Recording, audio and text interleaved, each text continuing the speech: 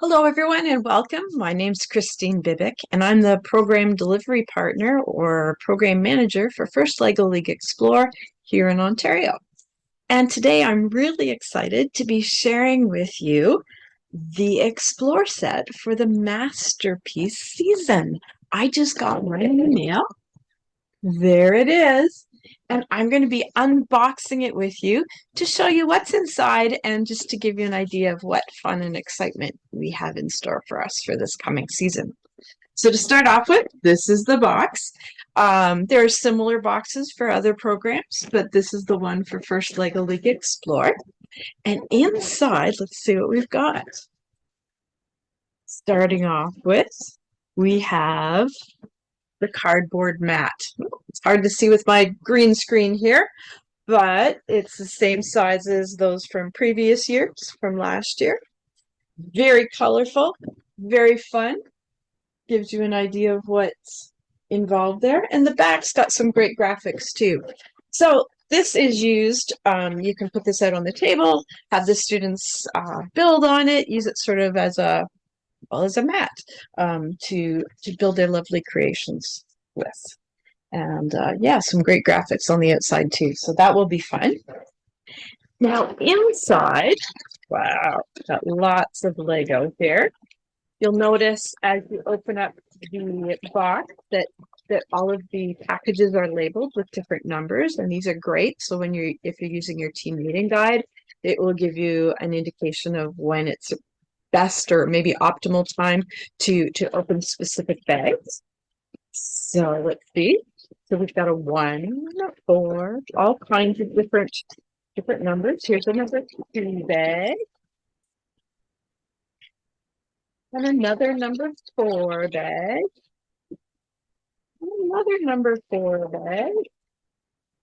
And like I said, the team meeting guide is really great at giving you some ideas on when you might want to do that. So I do always recommend not opening everything at once, leaving them in the bags until they're actually needed. It just helps save some sorting and makes things a little bit faster. Just a little tip there. Number 3 bag.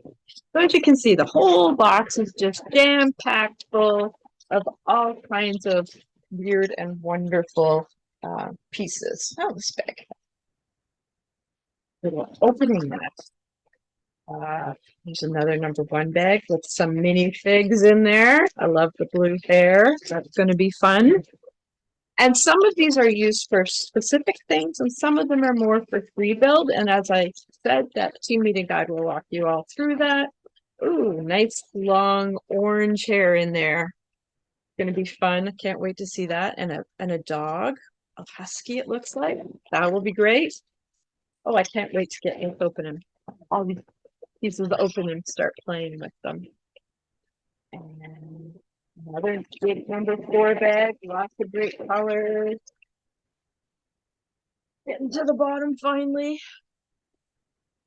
A little number 4 bag with some smaller elements, some pegs and such. And then this bag of elements, it doesn't actually have a number. And oftentimes that's the case. It's sort of got some of the larger pieces in it. I suspect these will be for that stage that I see on the outside of the box, but we'll see soon. And also inside are these lovely plates. So those are just loose in the bottom of the box. And the last thing you'll find in the box are these 2 little instruction booklets. So there's booklet 1 and booklet 2. And booklet 1 looks like it's going to be, yes, going through how to build the bottom portion of the stage that seems to be one of the main pieces in the set. Yeah, and all the step-by-step guides, just like other Lego activities. So, you know, it gives you very clear instructions, how many pieces. Sometimes it's helpful to go through this with the students beforehand, just to give them an idea of how to use the instruction instruction booklet to its maximum potential.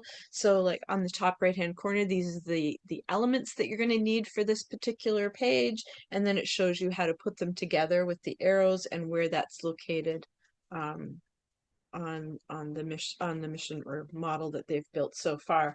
So it's always good to remind them to do that. So for example, on this page, it looks like you need 2 of these 1x2 pieces in this orange color, and 2 of the 1x4s, and 2 of the 1x6s.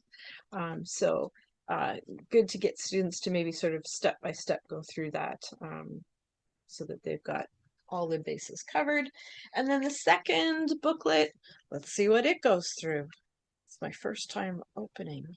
Yeah, so you'll see on the front here, it's very clear, open bag number 2. So obviously the pieces to construct this part are in bag 2, and this is for the sort of truss system that will go on the stage. The nice thing about having it in 2 sections like this is that you can divide each team into sort of 2 sub-teams, and each sub-team can sort of work on half of the model, and then they put the 2 models together, which is kind of nice.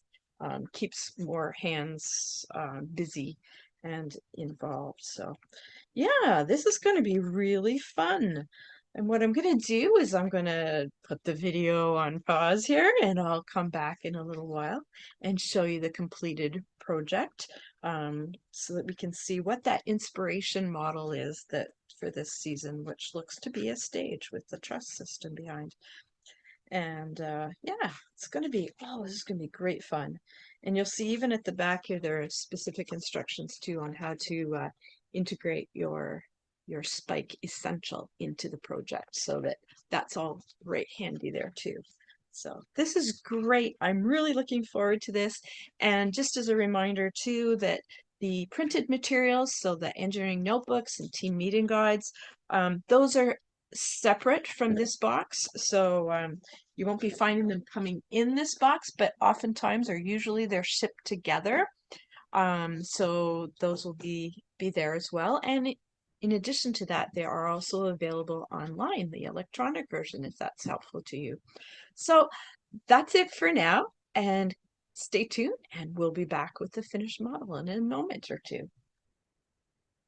So I started off with the instruction booklet 1 and the bags that go with that. So the cellophane bags that are labeled number 1.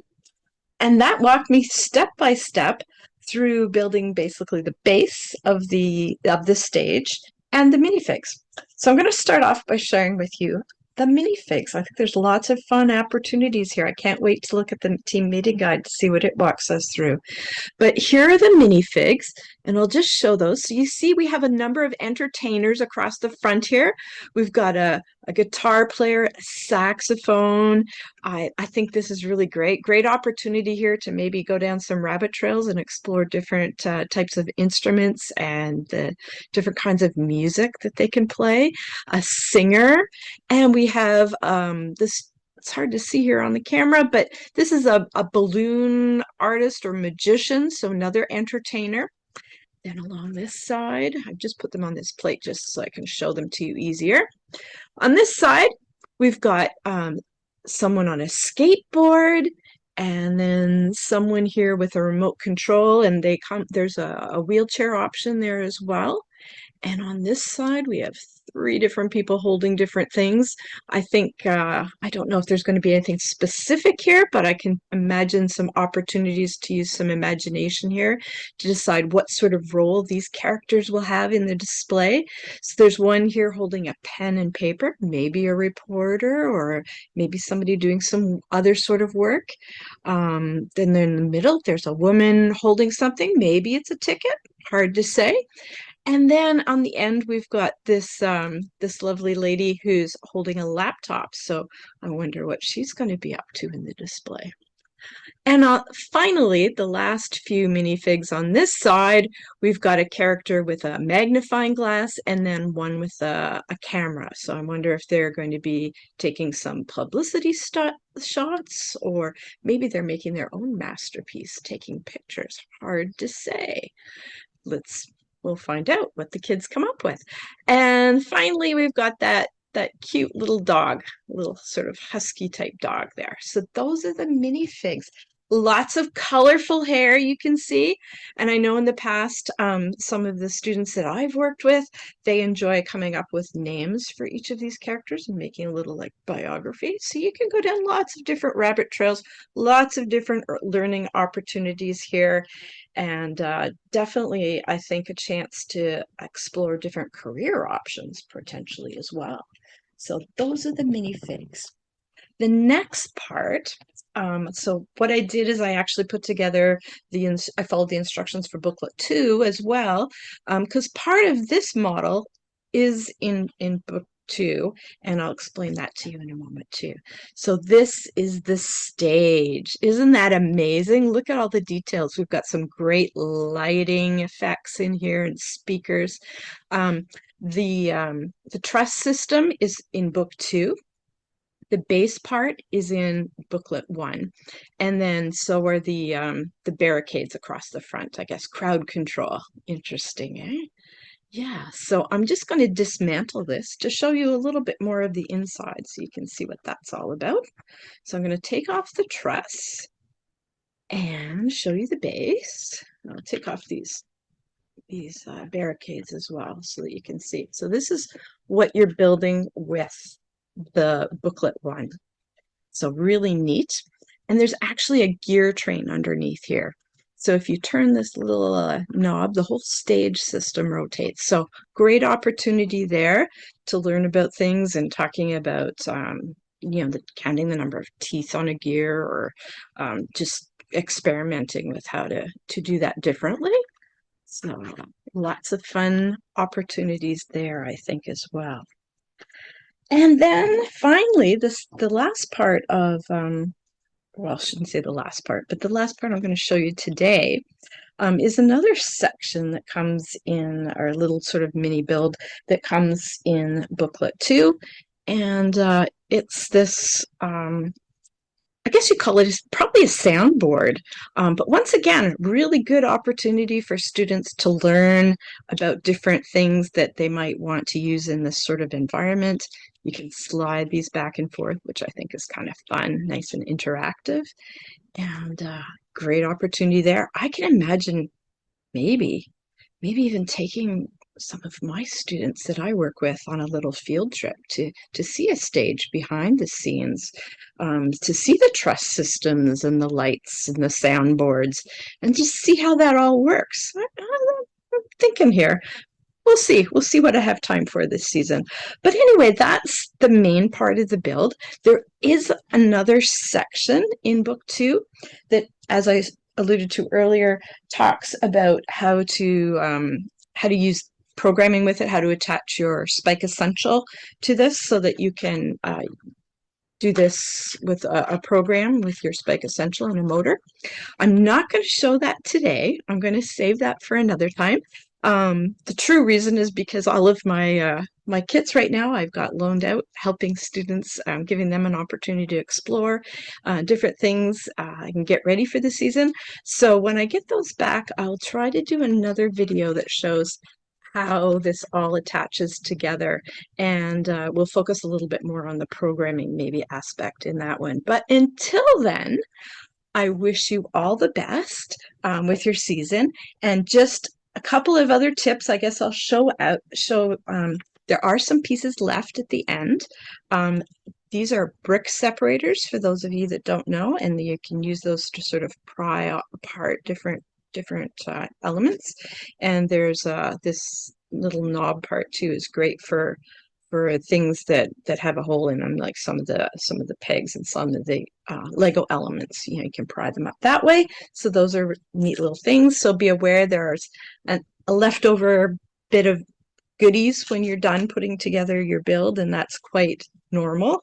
Some of these they can have fun with. There's another little acoustic guitar there, and a boombox or a violin.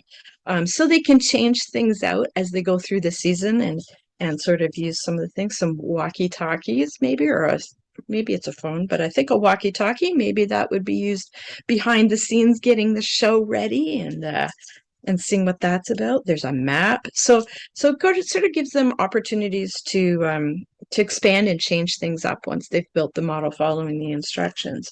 So that's one thing I wanted to share with you. The other thing is a little tip. Students sometimes, and like I said before, I do recommend keeping all of your Lego in the bags that they come in, because they are labeled, and that's helpful versus getting it and opening them all up and dumping them in and then trying to find and sort the pieces. It'll save them a lot of time and frustration. But when they get the bags like this, there's often a tendency to pull apart, like you might like a bag of chips or something like that, which is great. And it does work, but sometimes what I found is there's a little bit of a explosion when that happens. So depending on the group of students that I'm working with, sometimes I recommend using scissors. Sometimes I go around and trim the bags open for them. And then have them dump them out completely so that I can make sure that there's absolutely nothing left in the bag, and then I can dispose of the bag and make sure that I haven't accidentally left a little peg or something in the bag, so I can control that. So that's another little tip for you.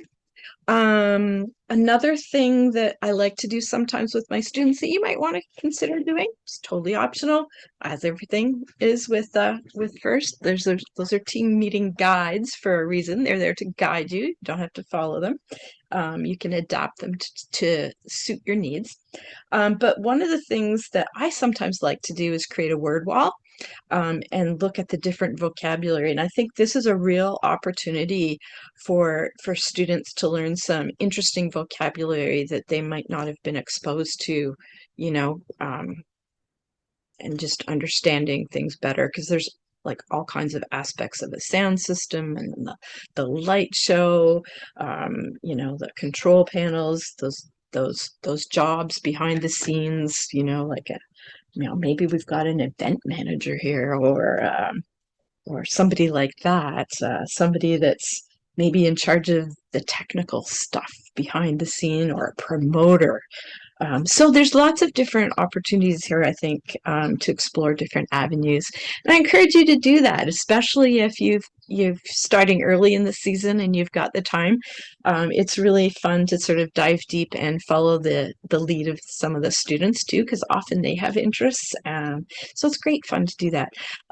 So another reminder that all of the materials you've seen me show here today are included with your registration fee. So these are all new for this season, for the MasterPiece season. And what you can do is follow the instructions, you know, use this as an inspiration, as a jumping off point for the model building that the students will be doing.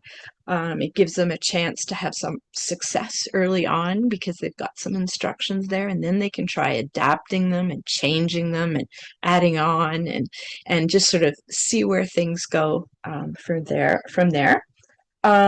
So yeah, as I said, so the only thing in addition to this that you need to run a team is the Spike Essential Kit, and that is reused year after year.